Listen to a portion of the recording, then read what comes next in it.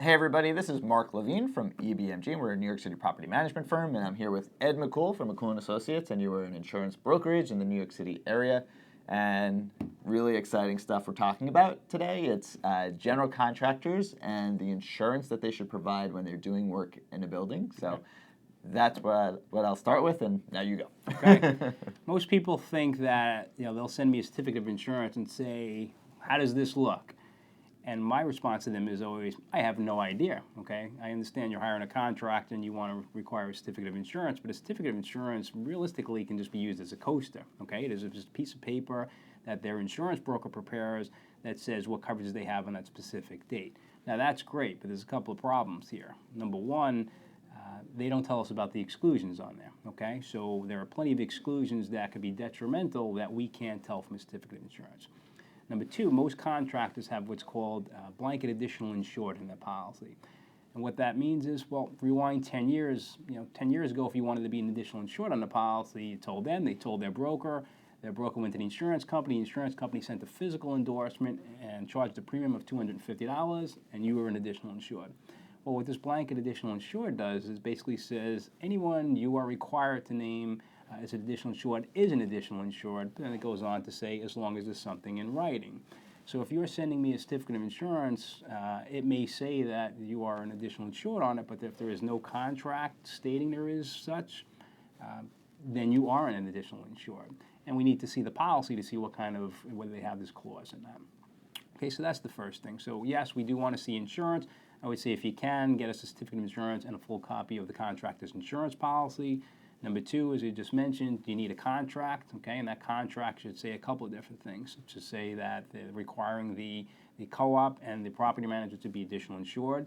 There should be a hold harmless agreement in it, which basically says in the event of negligence on their part, they're going to be holding both the co-op and property management firm harmless for any injuries that they cause, okay? And number three, it should be an insurance section in there dictating what kind of coverages that the contractor should have. And typically you want them to maintain general liability insurance, and usually the normal limit is $1 million per occurrence with a $2 million aggregate. You want them, depending on the size of the job, you may want them to maintain a commercial umbrella. Well, what is that? It's just extra liability insurance. Nobody sues for $1 million anymore. A typical lawsuit is $10 million. Their spouse is suing for another $5 million for loss of services. So depending on if it's a larger job, you may want to get the $5 or $10 million commercial umbrella. You also want to make sure they maintain workers' compensation, okay? The way the law works is someone has to maintain workers' compensation. So if they don't maintain it, then basically you need to maintain it. And if you are maintaining it, what happens is they base it on payroll. So anything you are paying these contractors now just became payroll for the co-op at that point, and they pick it up upon audit. So all of a sudden there's a $20,000 bill for additional premium. So you want to make sure they have their own workers' compensation. And lastly, if they're driving, they have their own vehicles that are owned, you want to make sure they maintain auto insurance, okay? So that way if they get into an accident and the association or the property manager is named in a lawsuit along with them, you have coverage under the policy.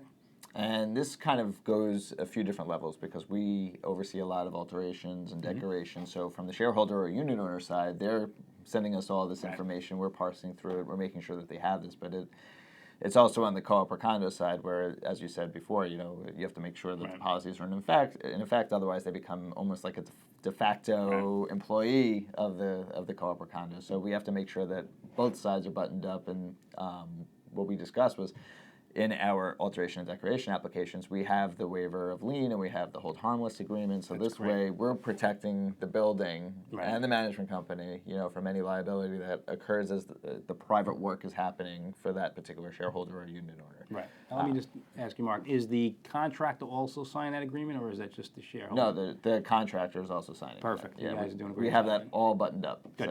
So that's all good. So do you have anything else to add for this particular? It's a very touchy subject and very tough topic because the labor laws in New York are very, very strict against the property owners, okay?